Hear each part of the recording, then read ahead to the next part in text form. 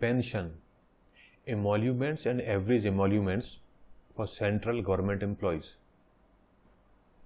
Disclaimer: this training material is for use in training of officials. It should not be referred as guideline of government. In case of any variance in this training material, the government guidelines, rules, laws shall prevail. I had prepared a series of educational videos on pensions. This is the third one. This educational video contains various provisions of Central Civil Services Pension Rules of 1972 in a comprehensive manner.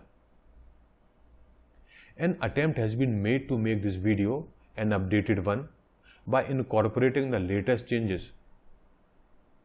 Attempts has also been made to cover the various provisions of pension rules.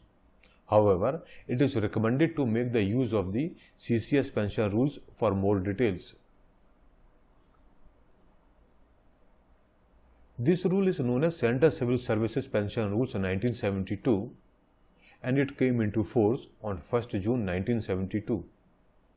Rule 33 and Rule 34 discuss about the emoluments and average emoluments.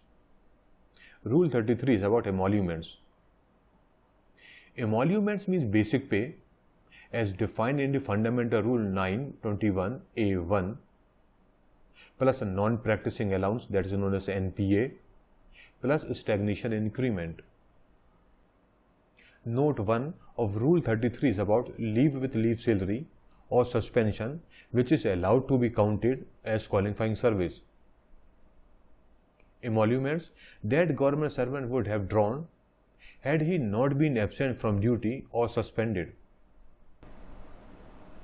Note 2 of Rule 33 says it is about leave with leave salary and holding a higher officiating appointment. Emoluments that government servant would have been drawn in the higher appointment. Proper certification is required for the same. Note 3. It is about extraordinary leave. Emoluments that government servant would due immediately before proceedings on such leave. Note 4 of Rule 33 is about earned leave and earned an increment which is not withheld during such leave. The increment will be reckoned as emoluments though it is not actually drawn. The increment should be earned during earned leave not exceeding 120 days or during the first 120 days of year where leave is for more than 120 days. Note 6 is about deputation to armed forces. Pay drawn by a government servant while on deputation to the armed forces of India shall be treated as emoluments. Note 7 is about foreign service. The pay which the government servant had been drawn if he had not been on foreign service. Note 8 is about re-employed pensioner.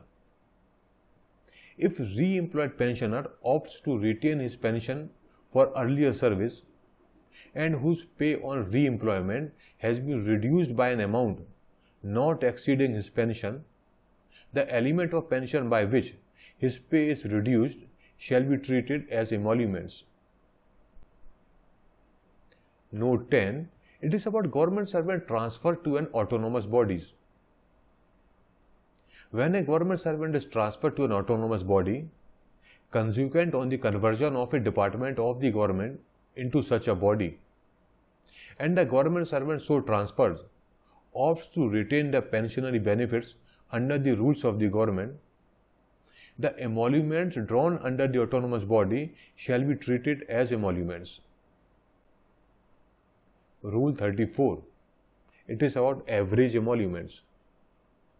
Average emoluments are the emoluments drawn by a government servant during last 10 months of his service.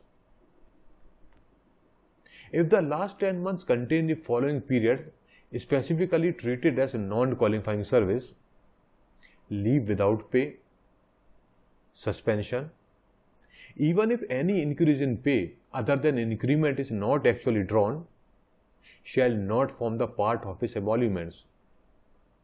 overstay of leave. The above period of leave or suspension should be disregarded and an equal period should be added before 10 months. If the last 10 months contain the following period specifically treated as qualifying service, this will be treated as qualifying service. Absent from duty on leave for which leave salary is paid. Suspended and reinstated without forfeiture of service. The emoluments which the government servant would have been drawn had he not been absent from duty or suspended shall be taken up into account for determining the average emoluments. In case of a government servant who was on EL during the last 10 months, if the increment is earned within first 120 days, then even though the increment was not actually drawn, it would be taken into account for the purpose of calculation of average emoluments. Determination of the period of 10 months for average emoluments. It is based on the actual number of days contained in each month. For example, if a government servant retires on 16th June 2014, the 10 months period for average emoluments will be as follows. From 18th August 2013 to 31st August 2013, number of days 14. From 1st September 2013 to 31st May 2014, total 9 months. From 1st June 2014 up to 16th June 2014, which is a retiring date, number of days 16. So the average emolument is based on these days. In this video, we have discussed about emoluments and average emoluments. If you have any doubt or want any clarification, then you can contact through the mail as shown on the screen. For other videos on rules and regulations, you can visit the web address as shown. Thank you.